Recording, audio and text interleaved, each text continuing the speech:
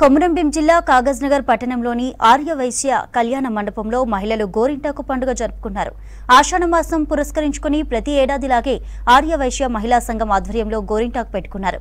గోరింటాకు కొమ్మలను అమ్మవారి విగ్రహం దగ్గర పెట్టి పూజలు చేసి వాటితో గోరింటాకు తయారు చేసి చేతులకు పెట్టుకుని మురిసిపోయారు. ఈ వేడుకల్లో మహిళలు ప్రత్యేక డ్రెస్ కోడ్ ధరించి పాల్గొన్నారు.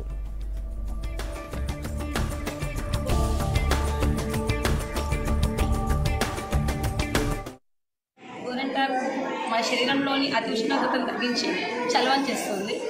ఈ గోరింటాకు వలన ఎన్నో ప్రయోజనాలు ఉన్నాయి.